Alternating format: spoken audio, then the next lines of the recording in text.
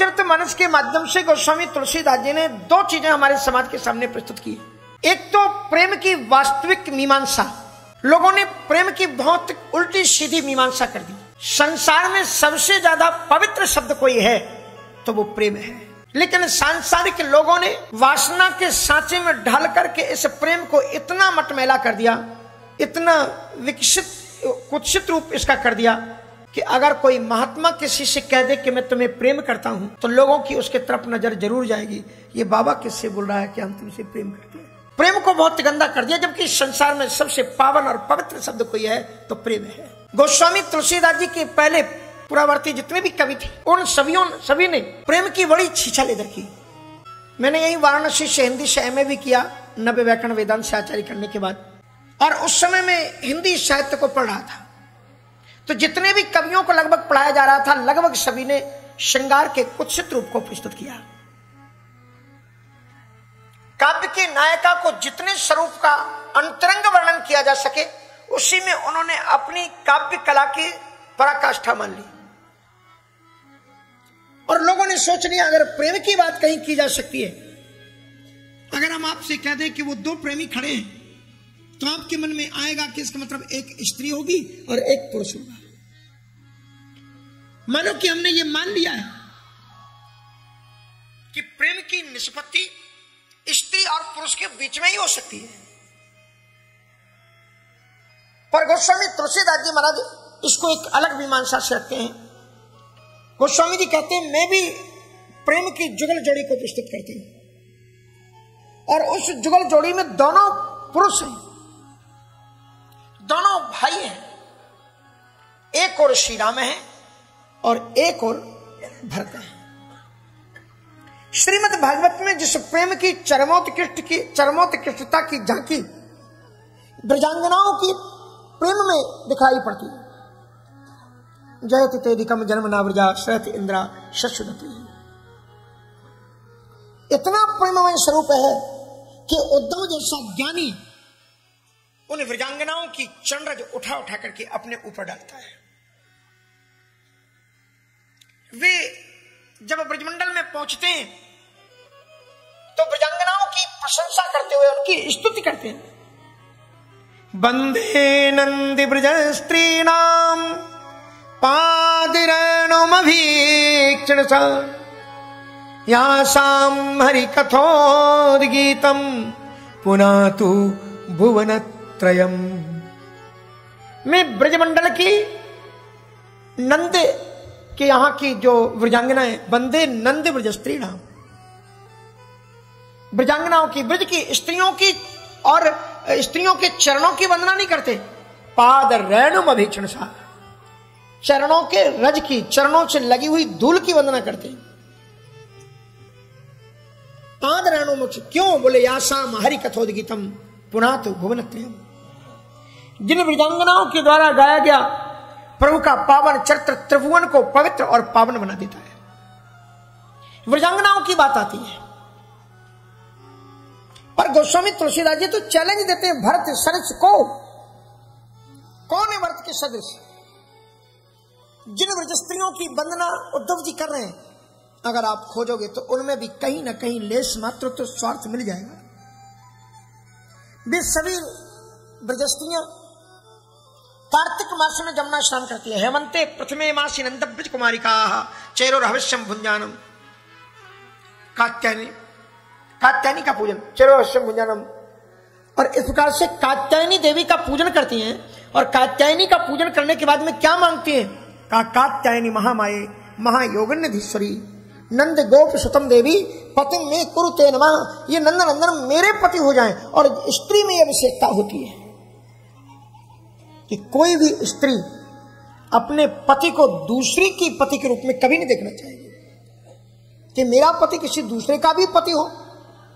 और वो सभी ये कामना कर रहे हैं कि नंद गोप सतम देवी पति में कुरुते नमः। और इसलिए आप अगर महाभारत या भागवत की कथाएं पढ़ोगे तो सत्यभामा और रुक्मिणी के बीच का विवाद आपने कई बार सुना होगा।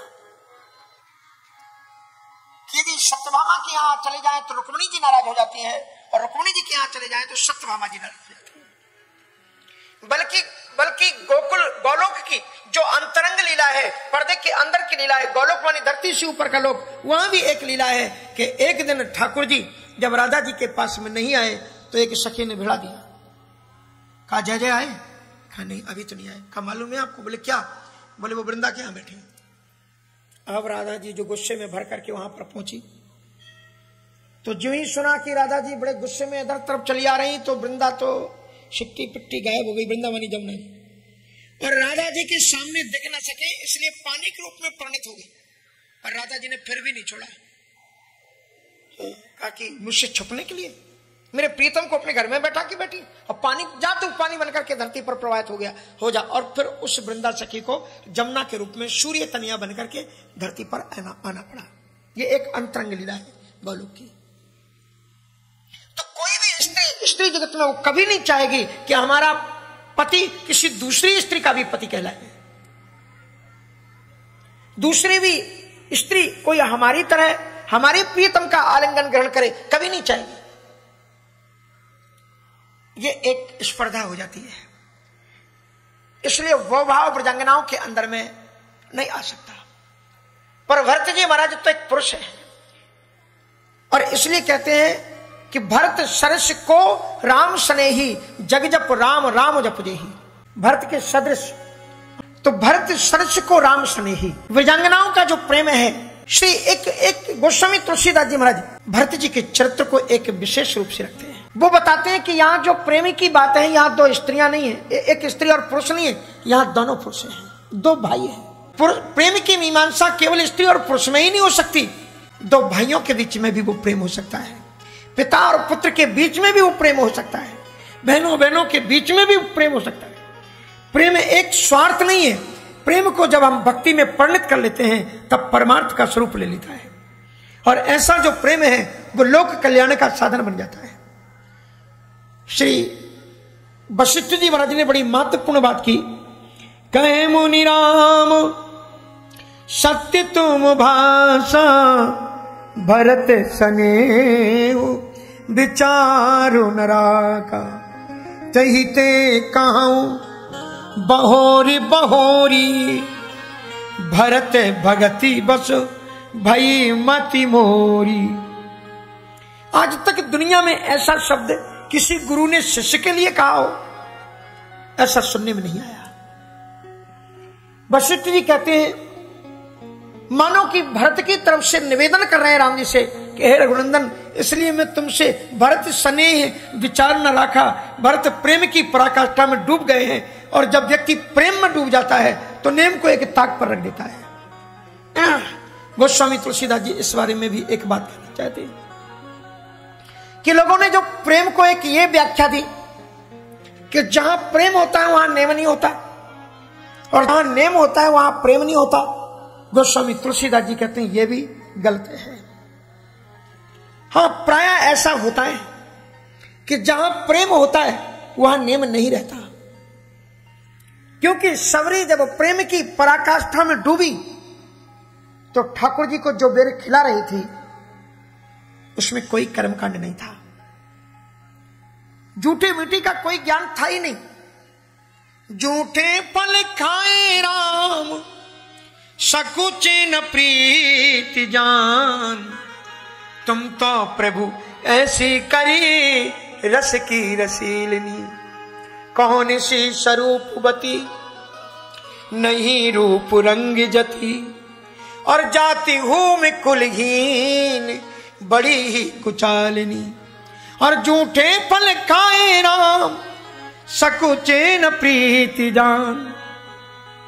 झूठे फल खाए राम, सेवक का झूठा स्वामी खाए, ये नीति है क्या? ये नीति नहीं है। पर जब वो प्रीति आई तो झूठे फल खाए राम। क्यों खाए? बोले सकुचे न प्रीति जान, तुम तो प्रभु ऐसी करी रस की रसीलनी। कौन सी स्वरूपवती, ऐसा भी नहीं कि वो बड़ी स्वरूप सौंदर्यता की पराकाष्ठा पर। कौन सी स्वरूपवती नहीं रूप रंग जती, ना तो वो रूप रंग में ही थी और ना कोई वो सन्यासी, नहीं रूप रंग जती। जाति हूं मैं कुलहीन बड़ी ही कुचालनी। अब कुचालनी का मतलब चरित्रहीन नहीं है, अब कुचालनी का मतलब केवल इतना ही है कि प्रेम में केवल भक्ति कर रही। तुम भगवान का नाम जपो, मत सोचो शास्त्र में क्या लिखा है। अगर तुम उल्टा पुल्टा भी नाम जपोगे तो गोस्वामी तुलसीदास जी लिखते हैं कि खेत परे को, बहुत सुंदर दोहा है ये, दोहावली का है, रामचरितमानस का नहीं है, नोट करना। तुलसी अपने राम को रीझ भजो या खी, तुलसी अपने राम को रीझ भजो या खी। खेत परे को उगी है, खेत परे को उगी है, उल्टो सीधो साई, उल्टो सीधो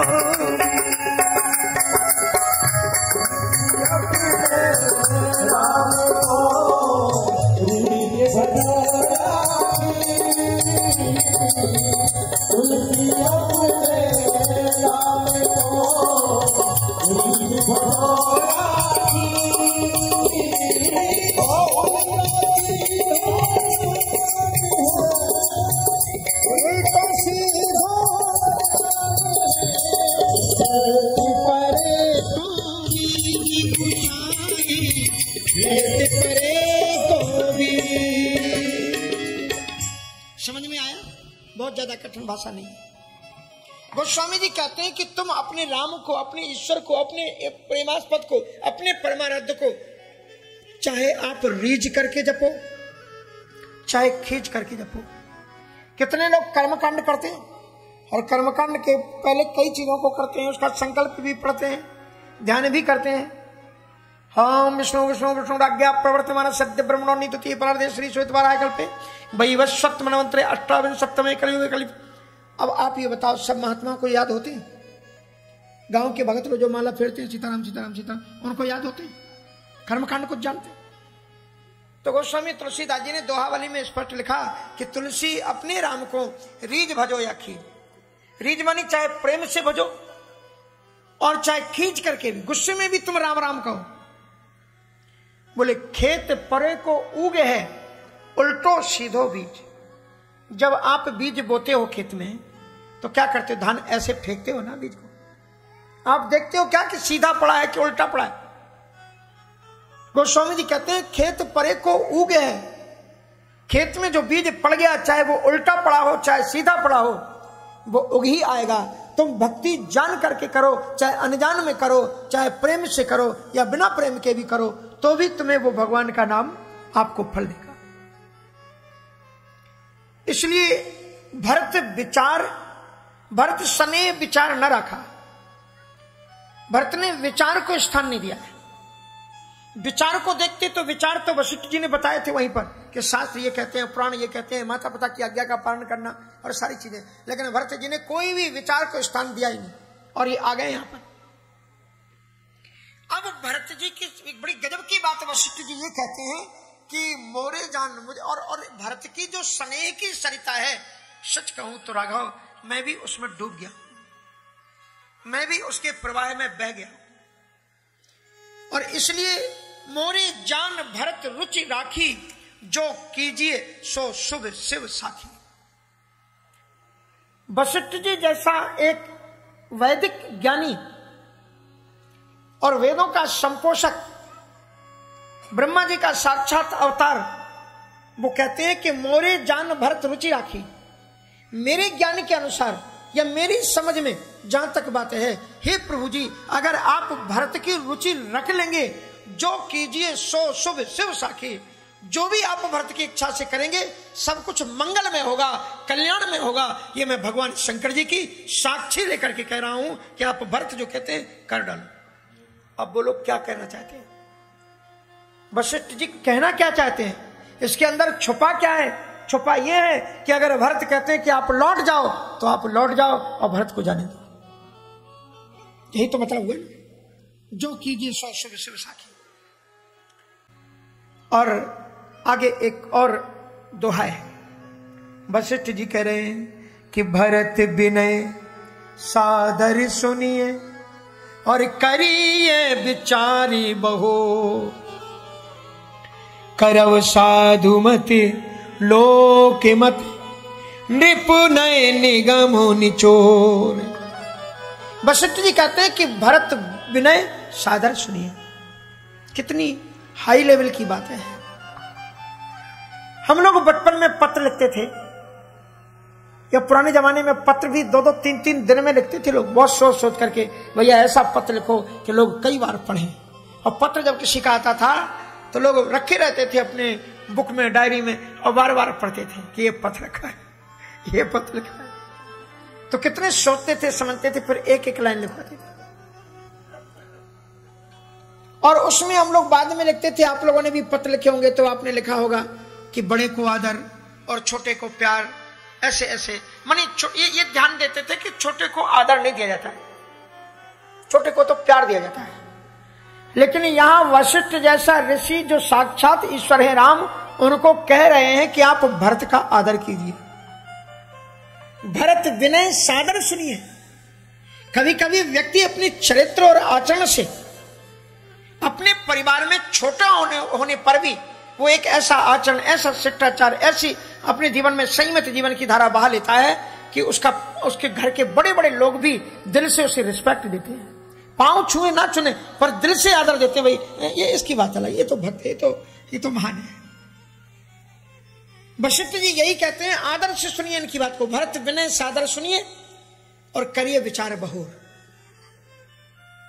अब इसके दो अर्थ हैं कि भरत विचार सादर सुनिए, मतलब आप भरत विनय सादर सुनिए और करिए, सुनिए भी और करिए भी। और विचार बहुर बोले विचार बाद में करना, पहले आप जो भरत कहते हैं वो कर डालो, सोचने विचारने की जरूरत नहीं, आप जो भरत कहते हैं आप करो। और वशिष्ठ जी कहते हैं, मैं पक्की गारंटी के साथ में कह रहा हूं कि भरत जो कह रहे हैं, यदि तुम आप उसको करोगे तो इसमें चारों चीजें आपको मिल जाएंगी, साधुमत, लोकमत और निपमत और लोकमत, सब कुछ आपको करो। साधुमत, लोकमत, निपनय, निगम और जो वेद मत है, चारों मत आपको इसमें करो। साधुमत, लोकमत, निपनय, निगम, निचोर। भरत का जो चिंतन है वो नृप नय निगम निचोर, राजनीति के आधार पर भी सत्य है और वेदों का निचोड़ है। वेदों का निचोड़ क्या है? वास्तव में यदि देखा जाए तो वेदों का निचोड़ है क्या? वेदों का निचोड़ केवल एक ही है कि तुम परमात्मा के आश्रित हो जाओ।